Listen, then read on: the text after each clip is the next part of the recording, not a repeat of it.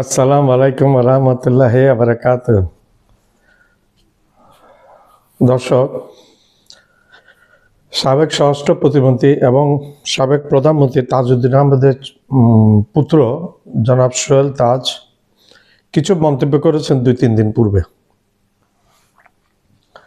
একটা আলাপ করা যাক, সেই মন্তব্য নিয়ে কিছুটা আলাপচারিতা করা যায়। শেখ হাসিনার যে রিজিম ছিল 15 বছর, মানে তার আগে 5 বছর, ওই 5 বছর বাদে পরবর্তী যে 15 বছর, সেই 15 বছর রিজিম সম্বন্ধে সোহেল তাজ সমালোচনা করেছে, কঠোর সমালোচনা। সোহেল তাজ শেখ হাসিনার প্রথম দিকের, এই 15 বছরের প্রথম দিকের মন্ত্রী ছিলেন, স্বরাষ্ট্র প্রতিমন্ত্রী।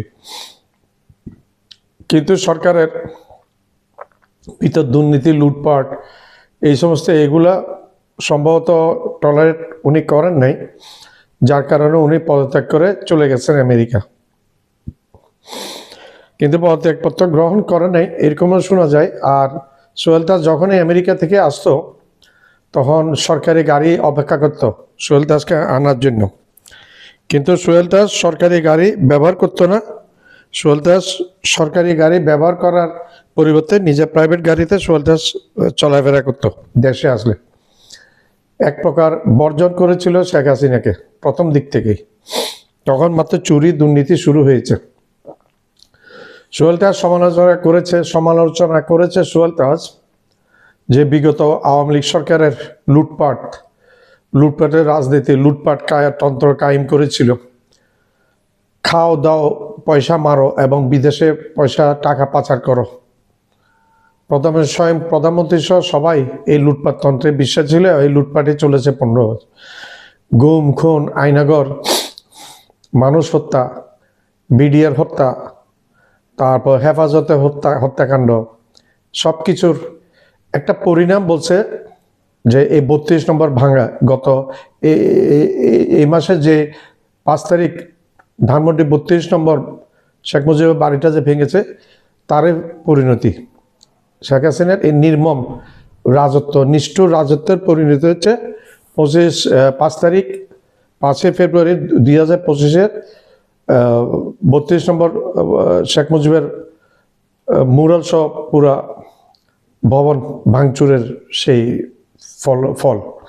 এটা হচ্ছে দুর্নীতি এবং মানুষের সাথে নিষ্ঠুরতার ফল, দেশের সাথে করার ফল। এটা বলেছে সোহেল তাজ। কি না করেছে আওয়ামী লীগ সরকার? দুর্নীতি করেছে, মানুষ হত্যা করেছে, গুম খুন, কোনো একটা হত্যাকাণ্ড, তৌকির হত্যাকাণ্ড বলো, তারপর সাগর রুনি হত্যাকাণ্ড, তারপর এই মেজর সিনহা হত্যাকাণ্ড, তারপর হচ্ছে বিডিআর সেনাবাহিনীর অফিসার, চৌকস অফিসার, 56 জন অফিসারের হত্যাকাণ্ড, হেফাজতে হত্যাকাণ্ড, আলেম ওলামাদের হত্যাকাণ্ড।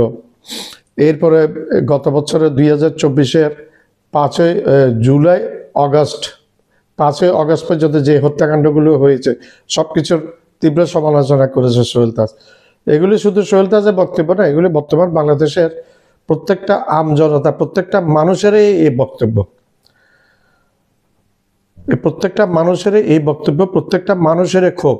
তারপরে এই যে 5 তারিখ যে ভাষণটা দিল, এর পূর্বে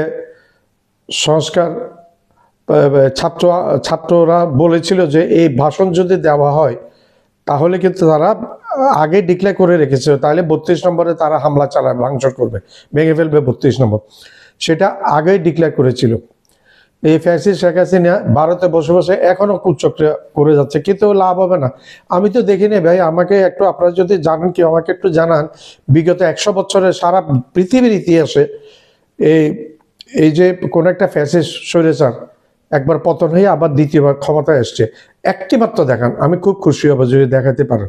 পারবেন না, আপনার হয় নাই। বিগত 100 বছর, আমি 200 বছরের ইতিহাস ধরছি না, আমি শুধু 100 বছরের ইতিহাসটা ধরছি। দেখাতে পারবেন না, আপনাদের পক্ষে দেখানো সম্ভব হবে না, এটা হয় নাই। তো এখন যারা এই পতিত স্বৈরশাসক আওয়ামী লীগের যারা শুভাকাঙ্ক্ষী, তাদের মধ্যে আমি বলি তাদেরকে আল্লাহ হেদায়েত দান করে, তাদেরকে শুভবুদ্ধির উদয় হোক। একজন লিডার হতে হয় লিডারের মতো, একটা প্রতিহিংসা, যার ভিতর অন্তর অন্তর উপর থেকে পুরা ফ্যামিলি, পুরা পরিবার কেমনে চুরি করে, পুরা পরিবার কেমনে লুটপাটের মধ্যে জড়িত। প্রধানমন্ত্রী শেখ হাসিনা জড়িত, জয় তার পুত্র জয় জড়িত, পুতুল জড়িত, শেখ রেহানা জড়িত। শেখ রেহানা মেয়ে কোথায় ব্রিটিশ সিটিজেন, ব্রিটিশ এমপি, সেই পর্যন্ত এখানে এসে রূপপুর পারমাণবিক বিদ্যুৎ কেন্দ্রের থেকে 4 বিলিয়ন পাউন্ড লুটতরাজ করেছে, পুটিনের কাছ থেকে নিয়েছে সে ঘুষ। তো এগুলা বাংলাদেশের এই আমাদের ট্যাক্সের টাকা, আমাদের পকেটের টাকা, আমরা ট্যাক্স দিই সরকারকে। এছাড়াও বাইরে থেকে যে ঋণ নিয়ে আসে, সেই ঋণের বোঝা আমাদেরকে বাড়িয়ে দিয়েছে।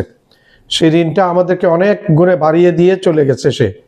আর সে এখন নিরাপদ জায়গায় থেকে এই আন্দোলনের ডাক দেয়, ওইখান থেকে সে কলে ভিডিওতে কথাবার্তা বলে।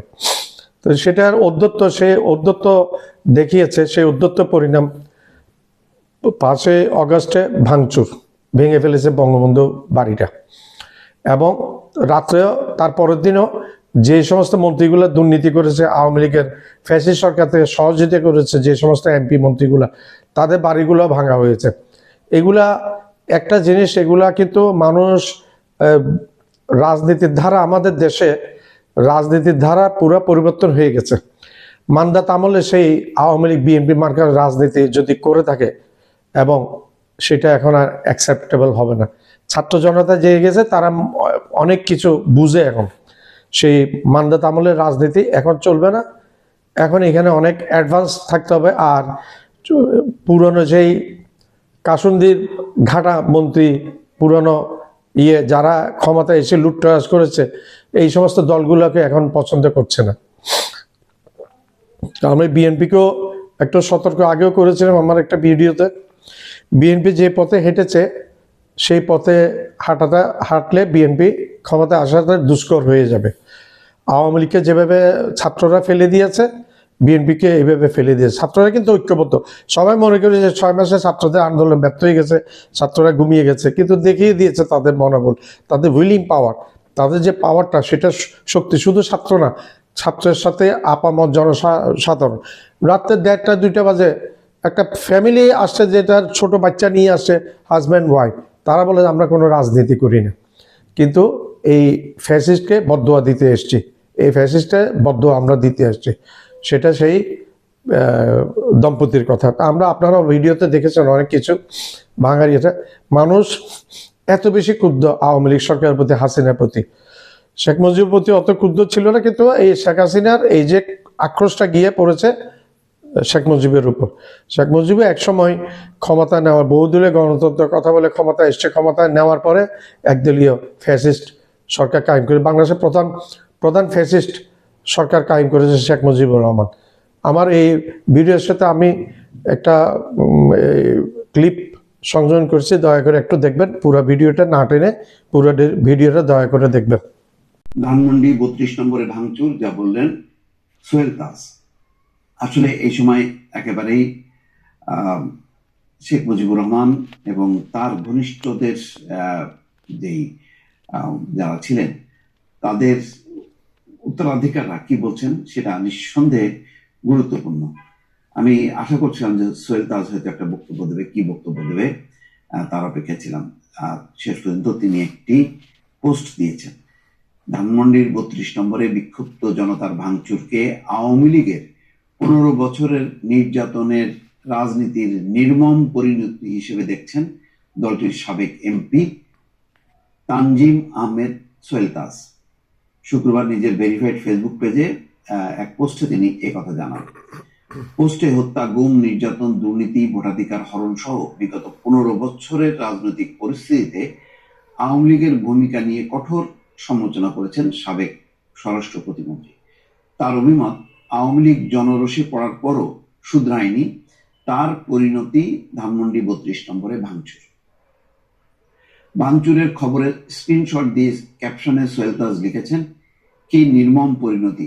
15 বছরের হত্যা, গুম, খুন, নির্যাতন, নিপীড়ন, গণতন্ত্র ধ্বংস, ভোটের অধিকার হরণ, দুর্নীতি, লুটপাট, লাখ লাখ কোটি টাকা অর্থ পাচার এবং জুলাই আগস্ট গণহত্যা করে আত্মোপলব্ধি, আত্মসমালোচনা, অনুশোচনা না করে হাজার হাজার অনুষক পঙ্গু করে, শত শত মানুষকে অন্ধ করে, ক্ষমা না চেয়ে আবার বিদেশে বসে এখন আন্দোলনের ডাক দিলে আর কি পরিণতি হতে পারে?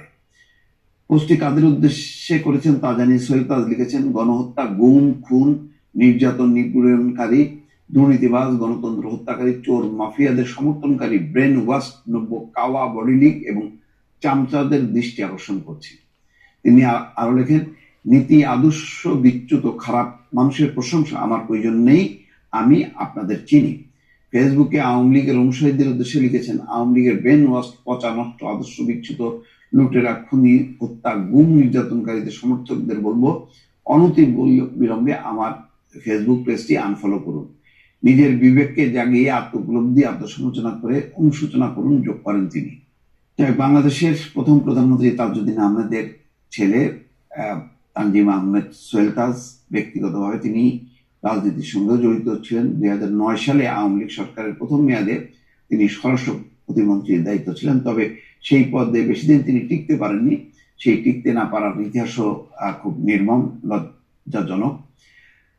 এখন তিনি বর্তমান যে পরিবর্তিত রাজনৈতিক পরিস্থিতি নিয়ে কিন্তু খুব সাহসী পোস্ট দিচ্ছেন, যেটা আওয়ামী লীগের দুর্বলতা, আওয়ামী লীগের যে অপশাসন, দুঃশাসন, সেই বিষয়গুলি কিন্তু তিনি বারবার আনছেন। এমনকি আজকের এই যে 32 নম্বরের যে ঘটনা, সেই ঘটনার দায়ও কিন্তু তিনি শেখ হাসিনার উপর চাপালেন, যে তারা এত অত্যাচার, নিপীড়ন, নির্যাতন, টাকা পাচার, লুটপাট করার পরও এবং গণহত্যার পরও তাদের মধ্যে বিন্দু মাত্র কোনো অনুশোচনা নেই, বরং এটাকে জাস্টিফাই করার জন্য নানা রকম বক্তব্য দিচ্ছেন, উস্কানি দিচ্ছেন, এবং তারই পরিণতিতে আজকে 32 নম্বরের এই ঘটনা।